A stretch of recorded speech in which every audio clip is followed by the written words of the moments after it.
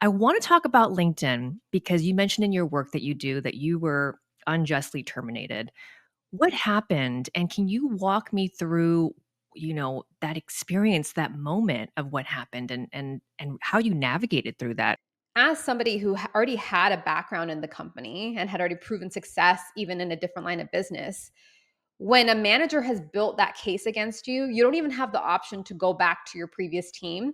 And I said, "Hey, look, it's very evident you don't want me in this role. And there is nothing I can do to turn this around." And that's when the gaslighting began. Like, you can turn it around, but you're choosing not to.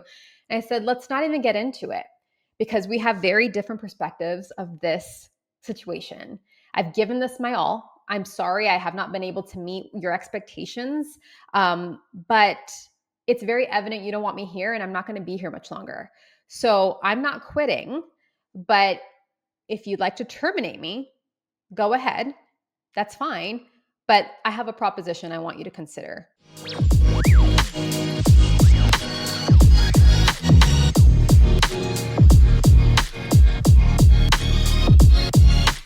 Devika, I'm so excited to have you here and hand me the mic. How are you doing today? I am doing so well as an era. It's such a pleasure to talk with you as usual. Tell me, what were you like as a kid? And also, did you have this dream for yourself of what you wanted to do when you were younger? What was the plan?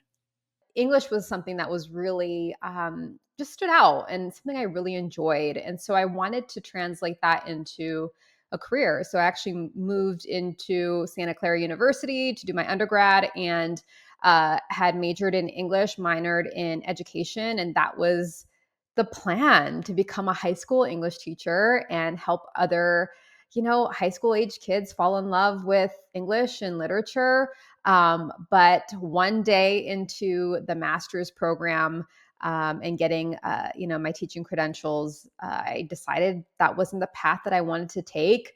Something had shifted internally, and it was not the vision anymore. And so, at the age of, what was that, 22, I had to really rethink what that meant for me, because from the age of 14 to that point, it was all about becoming a teacher, and then it suddenly had pivoted. So I had to kind of, go back to the drawing board at that age where you were really expected to figure out, how will you get a job and how will you make money and build a life for yourself. And so that was an interesting season of just leaning into different interests and seeing where I ended up. Wow. So you're telling me day 1 of grad school, you had already all these signals and feelings that this wasn't right for you. Can you walk me through what were some of those, what was that telling you, internally? What were some of those signs for you and how did your mom react? Well, so my mom is an immigrant. She came to Canada when she was 20, and then moved to the States when she was about, what, 34 or so. So even though she spent most of her life in North America, we were raised, with the concept of build a life for yourself, have a career that's respectable, make a living, be responsible. And so what was interesting is that I actually had a full ride to do my master's program at Santa Clara and become a teacher. And so, it was a hard thing, I think, for her to grasp that I was walking away from a full ride, one, and then two, being like, I don't actually know what I want to do with my life. And what's funny is that, I think most immigrant parents would be like, would have an issue with that. And I think she was concerned, but I also think there was a level of trust that she had with me that I would indeed figure it out, just kind of based on my personality and just the drive that I've always had as a kid of just being able to adapt, learn, and get things done.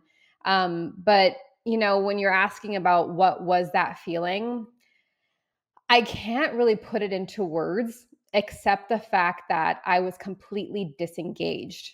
It's almost like I was sitting there and I should be excited. It's day one. I'm, with my peers who I had, gone through undergrad with, and a lot of us ended up in the same master's program and had that rapport and that relationship. And I was really excited about, stepping into this next season with them to continue our education. But I had no interest. And I was sitting there feeling the feeling of, when you're about to go, you're on a roller coaster and you're going up, up, up, up, up, and you're climbing and you know that you're about to drop. It's that nervous butterfly type of feeling in your stomach, and I couldn't shake it. And I just knew spiritually and intuitively, and this is kind of carried on throughout my whole life in my decision making, that this wasn't it. And I wasn't willing to spend another day doing something that I knew wasn't for me. Wow. I love what you're saying because, everyone knows the feeling of joy and excitement for something. But on the other side, to feel the feelings of actually, this isn't for me, there's this like feeling you're describing that I Mhm. think some people are too scared to look at. If you think about people in jobs that they've maybe outgrown or situations, relationships, that you can list the number of things, Yeah. people are really scared to take a look at that feeling. And I'm so glad that you were so honest with yourself and said, this isn't right for me. And you knew something else was out there for you that you were excited about. So walk me through that day one. Did you on day two said, I'm out? What happened there? And were you also nervous and scared to walk away from this plan that you had built? Yes. I mean, of course, right? I mean, there was a lot writing on it. So what I did was I made this decision that night. I think class was like from 4 to 7, and it was like 7:15, and I was like, no, we're moving forward. So I didn't just quit. I had actually deferred. So that gave me some flexibility to not make a detrimental decision that I would regret later. Deferment meant that I had up until a year to come back, or at that point, forfeit the scholarship. Um, and at that season of my life, I was getting more interested in business, and I had a particular interest in the music industry. Not really because I was interested in the music side of things. I was really intrigued by the business decision making behind artists and behind marketing plans and things of that nature. And I don't even know where that came from. I think maybe just being kind of immersed in pop culture, at that time it was, music, MTV, BET, like that was, what my interests were and what I was, enjoying outside of, school and responsibilities. So I think some of that kind of came into play. And so my mom said, or asked rather, what do you intend on doing? And so at that point, we were approaching summer, and I said, I'm just going to go to Toronto, like I had always done throughout my life. And I'm just going to spend time with my grandmother. But I found this course on music marketing. And so I was like, let me explore this a bit. I had no really experience or exposure to one, music, and then two, kind of like the business side of things. I worked a sales job in cosmetics to put myself like through school and pay for things outside of tuition and whatnot. But other than that, I had really no exposure to business. And so when I took that class, I think there was a spark that came to me again. And spent time, I think it was a 6-week course, and I took that just to learn a bit more. And the professor of that course reached out to me and said, hey, there is basically an opportunity at Sony Music Entertainment. They're hiring, and I know you want to stay here in Toronto, so why don't you apply? And if you need like a reference, I'm happy to write you one. Well, got the interview right away. Bob had referred me, and I got the job 3 days later.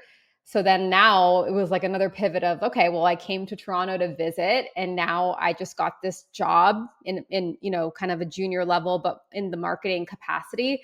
So I took my butt back to San Jose and packed my bags and went right back to Toronto. And that's how my career in business got started. I lasted 1 year in music.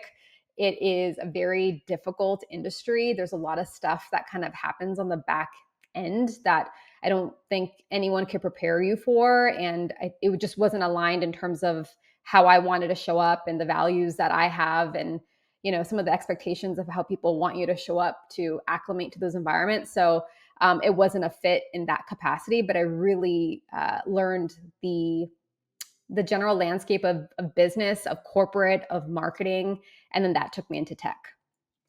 Let's talk about tech because I know you've built this career in tech. You worked at Google and LinkedIn. I want to talk about LinkedIn because you mentioned in your work that you do that you were unjustly terminated. Mhm. What happened? And can you walk me through, that experience, that moment of what happened and how you navigated through that? Yeah. So, when I was first hired at LinkedIn, it was such a beautiful experience because one, I worked on this team of exceptional talent. These women were so smart. They took me under their wing. I mean, I was selling advertising. I had no idea what I was doing really. And they were showing me the ropes. And they were a very close knit team. So close that if there was one promotion and somebody got it, we were really cheerleading for each other to get it. It wasn't this competitive nature. We truly were a tight knit, like cheerleaders and champions of one another. And so that was something I had never experienced in the workplace. And it was just an amazing opportunity to work on a team like that. I mean, across North America, across LinkedIn, we were known as that team to be high performers, but also have each other's backs and operate with integrity, which I think is like a fabulous brand to have. But, after 4 years of being on that role or in that role, I had, moved up in the department. Um, I came to a point where there was really no more opportunities to explore. With Canadian teams, especially at that point, I mean, they've grown exponentially now, but at that point, there wasn't headcount being added. There wasn't anywhere for me to move into. So I actually ended up taking a more senior position in a different line of business, selling their SaaS product. And with that came a new leader, and the leader that had hired me, we had a really great rapport. It was, she and I just hit it off. She was actually a leader in that previous line of business that I worked in prior. So she hired me. I felt really good about it. But she had a kind of family situation come up, and she ended up taking a leave of absence.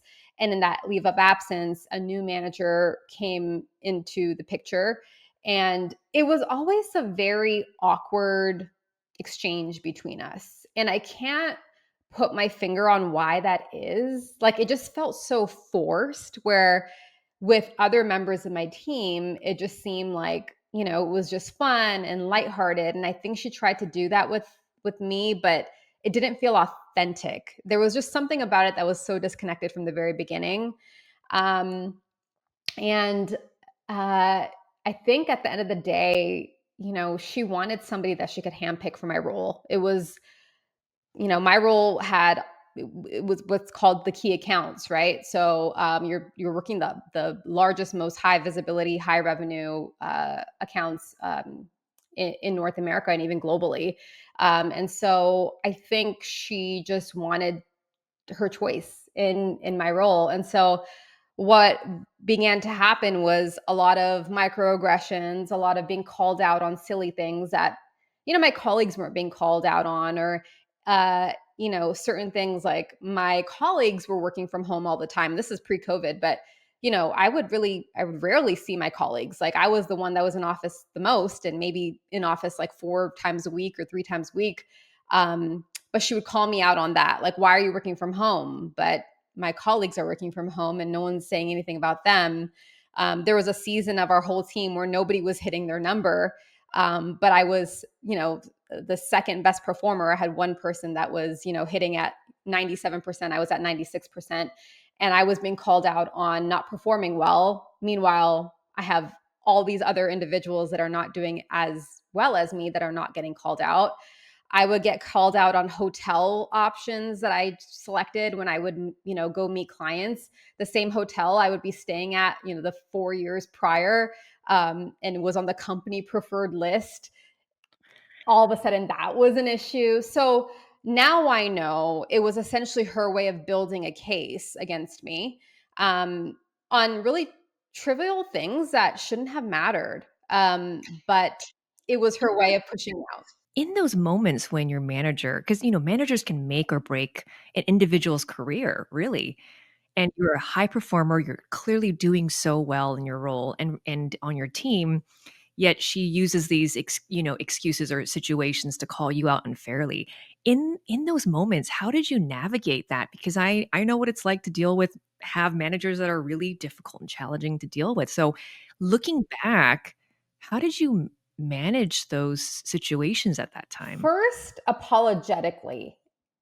Like, anytime I was getting called out, it was just like, "I'm sorry." Like, that was my initial, like, reaction, but then I was like, "Wait, I don't have anything to be sorry about." Right? Like, I chose a hotel that's on the company preferred list that not only I've stayed at for the last 4 years, but I used to stay at with my previous manager. So, why am I sorry, you know? And so, after I quickly realized, "Hey, don't be so apologetic. You're actually not doing anything that's problematic here." Then I would try to add context of like, hey, I have stayed at this hotel the last 4 years. I've stayed, it's on the company preferred list. Um, and then the feedback is, why are you so defensive? You can't take feedback. And that's something we need to work on.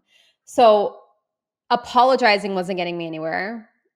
Adding context and seeking clarity. I think on that hotel topic, one of the pieces of feedback I got is this is 2x the LinkedIn rate. Well, then when I said, well, what is that rate? I've actually never known there to be a rate. Like I just see a list on this company portal and I just choose a hotel and that's how I've operated. So can you help me understand what that rate is? And then the feedback is, well, you're a senior person on this team, I can't babysit you and give you points for you to have to make decisions on. It's not going to work. So it just became, there was no winning. Not that I wanted to win, I just wanted to Yeah. preserve this brand that I had built already. And it was clearly becoming very evident that she did not want me there and I was not going to be there much longer. Yeah. Wow. You know, I'm just picturing, being a high performer, doing so well. You're doing everything you can for the company, and then to have this experience with this extremely challenging manager, and you can tell she's building this case. So you're right. You're feeling like there is no Yeah. win-win. There is no win here for you.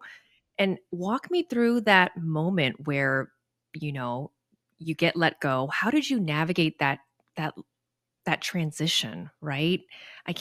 You've been there for 4 years, 4 plus years, and how did you move Mhm. through that moment? In those spaces, generally they can't terminate you unless you've done something abysmal. So generally you get put on a performance plan. So even though I'm hitting at 96% and people are hitting at like 30%, it's, hey, our expectation is that you hit at 100%. You're at 96%. So you need to basically improve this. You have 4 weeks to do it. Well, that's not realistic to change that around and hit 100% in 4 weeks. So, obviously setting me up for failure by the metrics that I had to then meet to show that I was capable of being my role. Um, so there was kind of that process there where I was so stressed out just trying to prove like, hey, I do belong here. Hey, I do perform well. And then also seeking inside of me being like, am I missing something? Like, am I actually the problem here? Right? Like, am I doing something that is giving off a vibe that I don't want to be here? Or so I had to just look internally too. And then I said, no, like I've done everything I possibly can to turn this relationship around. Well, after these several steps of performance evaluations, rather not performance evaluations, performance improvement plans, which is called PIPs in the tech space most of the time. No matter what I did, it was like, hey, you're not improving quickly enough. So I already knew I was set up for failure. I wish I could say I was strong in that season, but I was starting to crumble. Because the one thing that I knew about myself and will always know about myself is that I have integrity. There is no way that I'm going to abuse company, policies and stay at hotels that I'm not supposed to. There's no way I'm going to, work from home and not do my job well. Like that wasn't the case, but that's what it was being, essentially I was being perceived like that. Um, and Mhm. that bothered me. Like, you can call me a low performer, you're not hitting at 100% all you want, but to make me appear as somebody who's dishonest or taking advantage of corporate policies and people. That's not me. And so that started to eat away at me to the point where I was just crying at work and like had to take breaks and go into the boardroom and like get myself together. My hair was falling out. I couldn't sleep. It was just taking me over for several weeks. And then by the time that third, performance improvement plan process had arrived, I knew there's no surviving this. And the awful part about this is, as somebody who already had a background in the company and had already proven success even in a different line of business, when a manager has built that case against you, you don't even have the option to go back to your previous team where that leader would have hired me back. I know she would have, or she would have helped me figure something out, because she was like, I don't understand this. This makes no sense. And I'm like, I don't know what to tell you. There's no option to move within the company, even though I wanted to be there so badly. I loved it.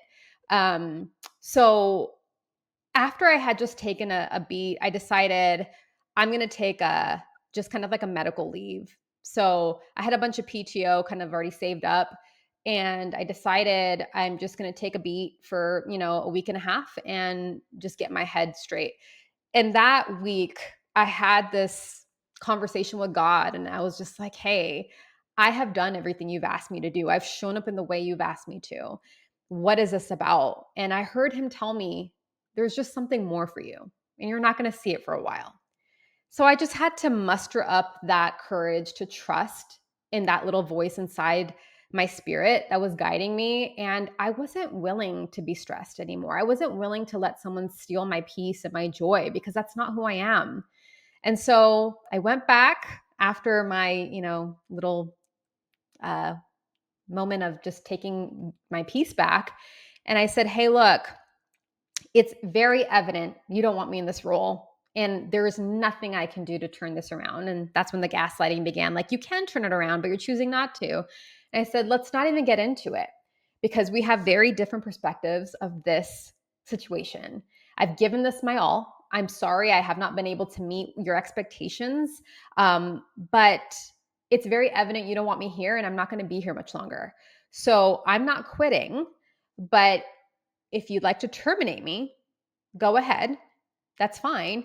But I have a proposition I want you to consider. And that's when her body kind of perked up and she was intrigued by what was happening here. And I said, I am going to give you 2 full weeks. I'm going to write all the client notes. I'll even train the person that you want in the role, which I had already known who the person was that would eventually take my role over. It was so evident. So I said, I will train this individual. I will hand off everything, button up everything. Great. Just give me 2 weeks and give me the end date, and don't have security walk me out, because I built a brand here and I want to preserve that brand. Wow. Well, I want to just pause because I'm still even thinking about this whole situation at LinkedIn when you chose to, you know, exit in the way that you wanted to. You mentioned the word integrity and you embody that. That's who you are. And even till that last day, the last few weeks, you chose to step in Yeah. with full integrity. You weren't going to play those games, and it's so disappointing to hear another story in a corporate environment where someone gets unfairly, Mhm. unjustly terminated. And I'm so sorry that happened to you. But I'm also just really inspired by how you took back your power in in that moment to say, I'm not going to play this game, and I'm going to help you with this transition to your manager at that time, and still walked Mhm. out with integrity. So huge kudos to you, because I think not many people in that situation could have walked with that level of integrity for yourself in that moment. People would have just been like, I'm out. Like, I'm not gonna do this. This is crazy. So I just love that you took the high road there, and it very much shows who you are as a person. So I just wanted to really, um, just say that's amazing for you to step in like that. Thank you. I appreciate that. And I think the logic there is, one, I didn't want to reinforce her perception of me. So that was the first thing. Two, the world is very small. And I never want anyone to think, well, she just kind of like threw her hands up in the air and left after, things got challenging. I wanted the last memory of, how I left to be one that was very positive, because if she said anything negatively about me today, well, it'd just be a flat out lie, because I know that I treated her with the most respect and kindness, even when I wasn't receiving that in return. But thirdly, as an era, there was strategy involved there. So I always tell people, when you know your job is on the line, don't quit. You have to let them fire you, because then you're, able to file for unemployment. You have a little bit more time with your insurance. There generally is like a severance involved. So you're able to have those benefits, versus if I had quit out of frustration, I would have put myself in a compromising situation. So there was this kind of strategic play there as well. Absolutely. So, after this whole experience, you were talking about joining a startup, and you said on the 30th day, you knew that this wasn't right for you. So tell me about that day, because it does remind me of your Yeah. moment in Santa Clara, day 1 of your master's program. You're like, "This isn't it." And so, you're coming back to this moment again, but at a startup. Was it that same feeling? And what was it about that experience that brought you this clarity? I came across this journal just the other day. My husband and I moved into a new house. I was unpacking the boxes and I came across a journal, and it was just like this pro and con list of, like, if I was going to leave this company. I had literally just started. I mean, I was still within the probation period. It was a hot second. But, I got this role. The role was exciting. I was really excited about the company. My team was awesome. My manager was awesome. I was leading this great team of people. They were welcoming. There's really nothing bad I could say. So I think that was the hard part for me to wrap my head around, of how am I not feeling negatively, but something's not sitting with me. And I ignored it for the first, little bit, but then it started to kind of almost like penetrate my body. Like I would feel like heavy at work physically, like my neck, my shoulders. It almost felt like there was bricks on my back. But when I was outside of the office, I felt like my normal self. And so I was like, okay, well, this is just getting like progressively more intense. And I decided that, kind of just going back to the integrity piece. The manager that had hired me, I had such tremendous respect for him, and he was such a high performer that I knew I didn't want to put him in a weird position by leading a team and just not being there mentally and not having any interest. And I couldn't explain it, but I just didn't want to compromise him. I also didn't want my direct reports to, roll into a manager that didn't want to be there herself. So that is the driving force of, like, just being transparent with them from the very beginning and saying, "Hey, thank you for the opportunity. Can't explain why this isn't working, but I want to just honor you. And by leaving now, I think that is my best way of honoring you." And so um, Wow. that's that's how that happened. It wasn't malicious. There was, Wow. nothing. It was a great conversation, and I just kind of left. But it was many days of, even my poor mom. She's had to pivot with me so many times. But like, I would go to the food court on my breaks and just call my mom and be like, "I know I should be so stoked to have this opportunity, but again, something's not feeling right, and I don't want to waste more time. I just don't wanna do it." That's just that's just amazing how quickly you're able to get there. Was it that same feeling though as day 1 at the master's program? Was it that Yes, same feeling like this isn't the it? same feeling, so it was familiar. So, it's I could identify it right away.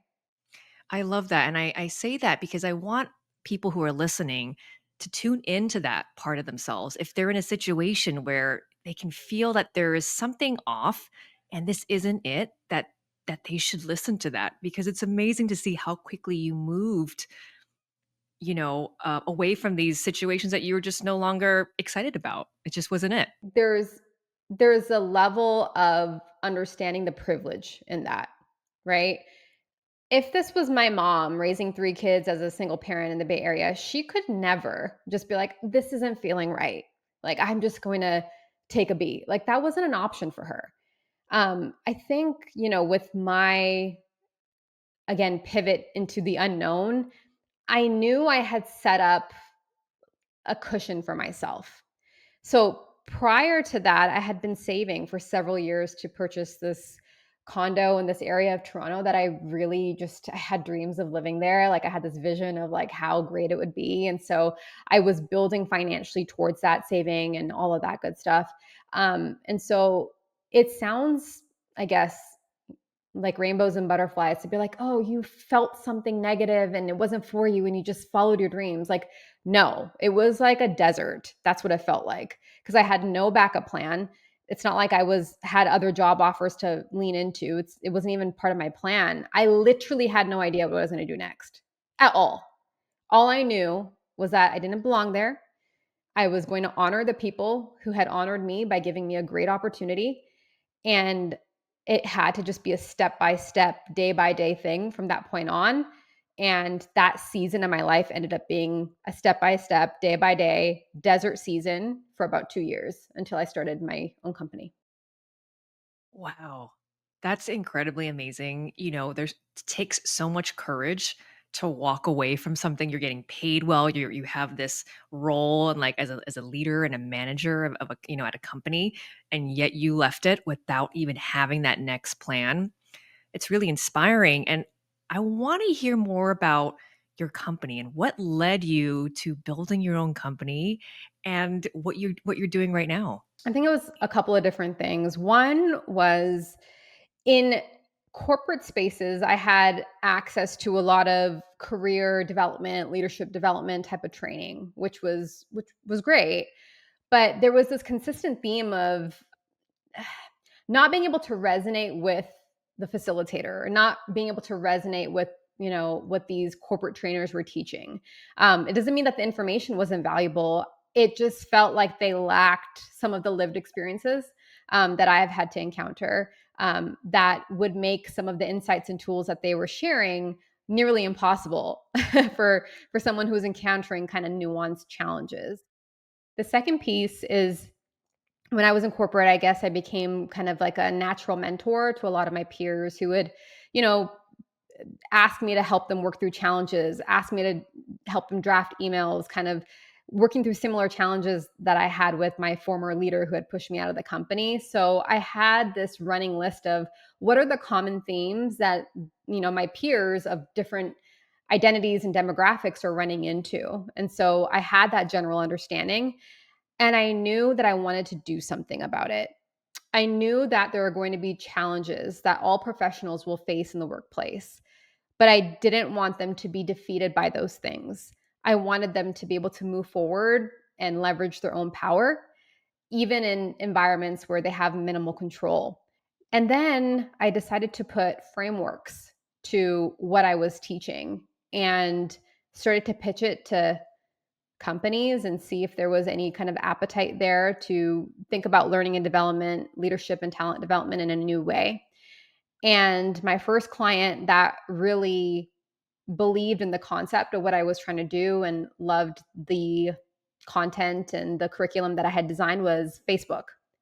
So Facebook became my first client. And I led a cohort of my 4-week program, which has evolved and over time. But at that point, it was like my V1. We hit it out of the park with just amazing survey results and KPIs being met. They expanded it globally within Facebook, and then I took that data, shared it with other corporations, and they became my clients as well. And so Bridge the Gap has been a leading career and leadership development firm partnering with global enterprise companies since then. Wow, I love that. That's incredible. What were those first few years like of building your business? You're doing this thing on your own. You're away from a corporate environment where you have teammates, colleagues, structures, consistent, salary to then starting your own business. And what was that like for you in the first year?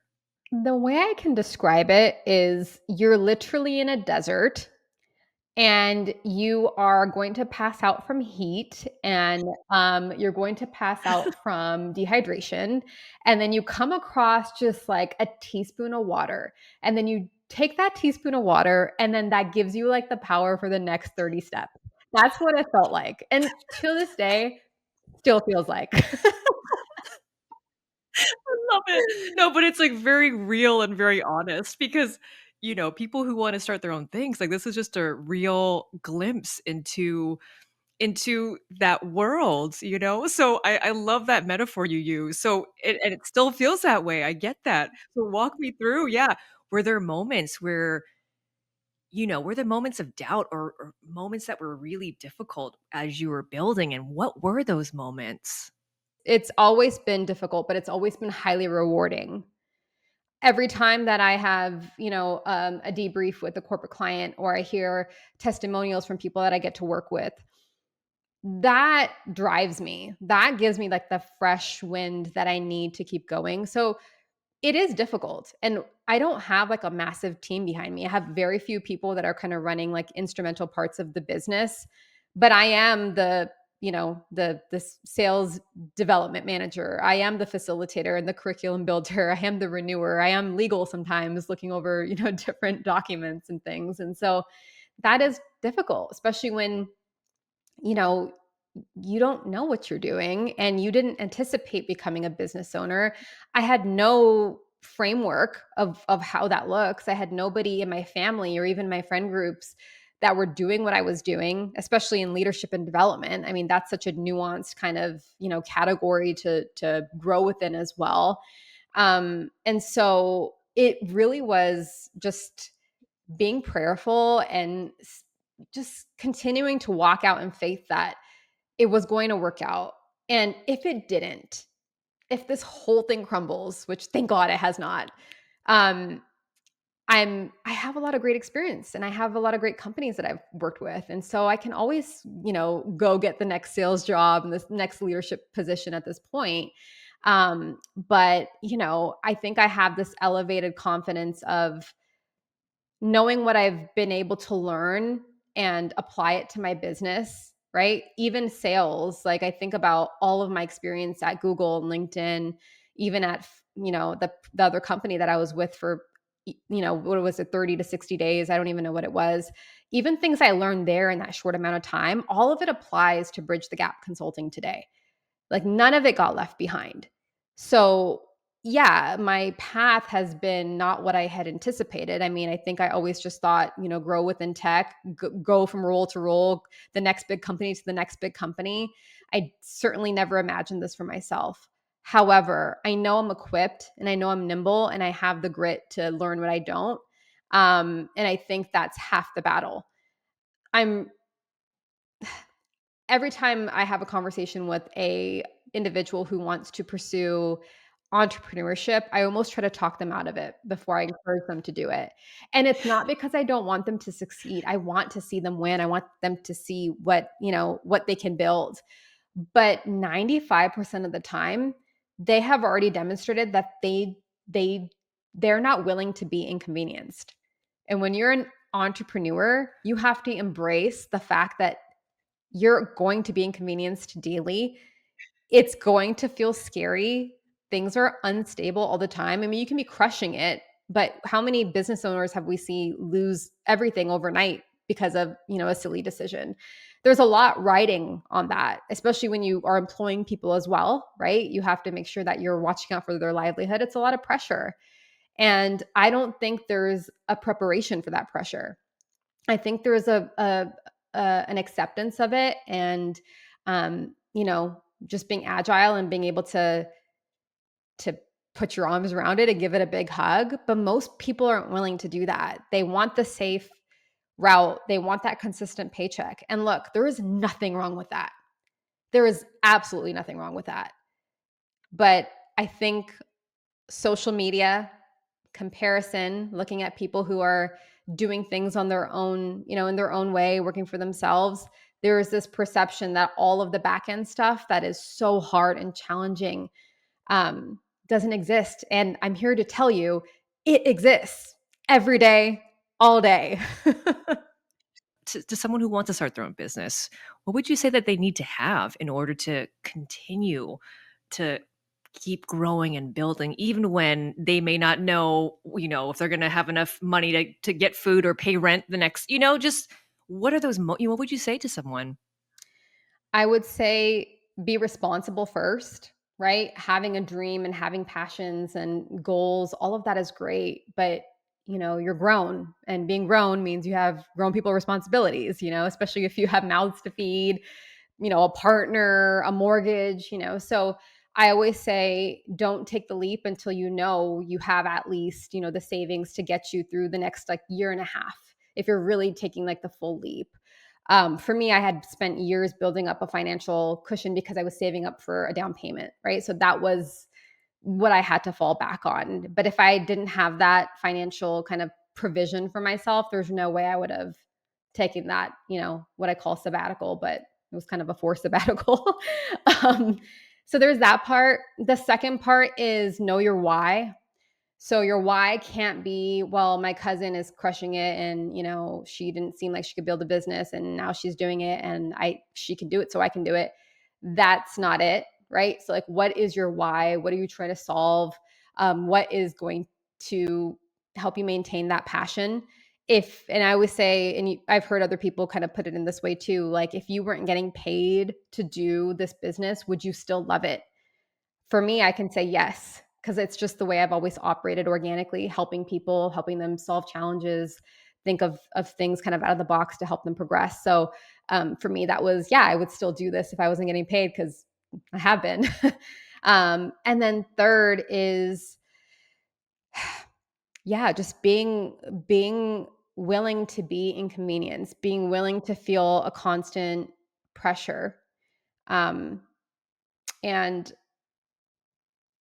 not subscribing to what you see influencers saying, or people you see with overnight success on Instagram and LinkedIn. There's a lot that they're not sharing because they're sharing only the highs. So you have to really take the time to have conversations with people who have done it, right? And ask them not for the good stuff. Ask them about every single thing that's gone wrong, all of the money that they've lost, every single time that they've, stayed up at night being concerned if their mortgage is going to get paid because business is slower. Um, Ask them all of the bad stuff. And if at the end of that, you can still say, hey, yeah, I'm willing to do it. I think you're on a great track. And then it's a matter of, well, are you going to build your business as, what they call a side hustle, but, it really does become a second full-time job. That's the way I always suggest folks to do it, just because we know a lot of businesses fail within the first year, right? So if you have the ability to build, but also maintain your quote unquote 9 to 5, that's probably the best way to do it. Just to get your feet wet and see, how you're feeling about things. But it's just the balance of being responsible and also, leaning into your vision and your goals. But when you're only leaning into your vision and goals, there's probably a lot you're not considering because you're just kind of working off of that excitement and adrenaline. I love that you're highlighting that, talk to other people who've built their own businesses and ask them about their low points. Were there any sacrifices in building your business that, were things that you want to just share and talk about just so that we have a real understanding of what that looks like?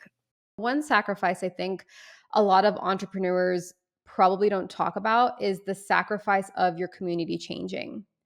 One thing that occurs when you build a business is people are either going to rock with you and go with you, or they're going to show you very quickly that they don't support you. They might vocally say, hey, you're crushing it. And they're trying to cheerlead you through their words.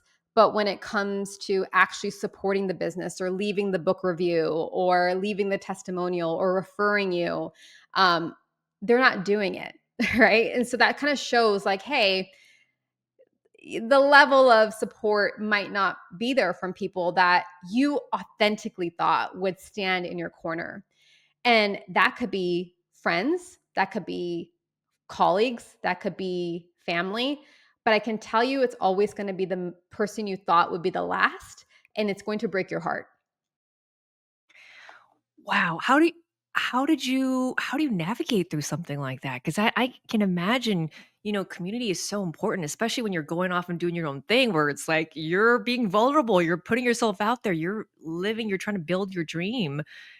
And then to not have that support from someone who is part of your community. What's your advice for someone who might be experiencing something similar? I've always leaned into the fact that every season of your life, there are going to be people that come with you, and there's going to be people that just serve that season. So, definitely in business building, I what was so beautiful was that the people that I never thought would support me and never thought would, just do anything to help me grow my brand were the ones showing up and showing up so well. I remember having, like, just my book signing in Toronto, last year, late last year, and I remember inviting kind of like my whole community in Toronto, and the people that showed up are the last people I thought would come. Like, Wow. I literally was like, I had no expectation that they'd come, and those were the people that were showing up, posting on social and buying books, not only for themselves, but for their community. I was blown away. Amazing.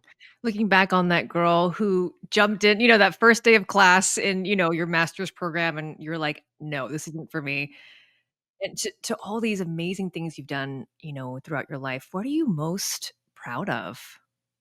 I'm most proud of just being able to maintain my values and what's important to me, and just showing up well for others despite, where I've been. And treating people with kindness and love even when they didn't necessarily deserve it. I think uh that's probably the biggest thing I'm proud about, because it's not easy to do, and it takes everything in you to not turn up. I think you've demonstrated that so well in those challenging moments where you still showed up with integrity and kindness. This is who you are, and I'm so glad you are bringing this into all the work that you're doing with these companies, clients, and I'm excited for all that you will continue to do in this world. And I'd love for people to hear more about your book. Congratulations! Can you give us a quick little, highlight about what this book is about and where folks can find it? Yeah, so the book is called Thrive in Color: How to Master Self Advocacy and Command Your Career as an Underrepresented Professional. Even if you're not, you don't identify as underrepresented, the book is filled with basically tools and strategies that are going to help you understand your voice and take your power back in the workplace so you can continuously drive towards your goals and passions despite challenging environments. And so, I really wrote it with the heart for underrepresented professionals, because I didn't think that there was anything in the market that gave them the how to, definitely the motivation, but what are the actual, strategies that one can apply today and really move the needle in their career. So I work predominantly in the corporate space. I don't do too much public facing program, trainings and things like that yet. So the book was really a way to scale and share what I teach in corporate spaces, so everybody has access to the tools and strategies to own their careers and own their narratives. So it's available anywhere you buy books, but exclusively available on Audible for audio if you're interested in that. Amazing. Davika, thank you so much for your time. I am just so inspired by your story, and I know so many individuals listening will relate and resonate with what you've shared and just be inspired by what you shared as well. So thank you so much for your time. Thank you.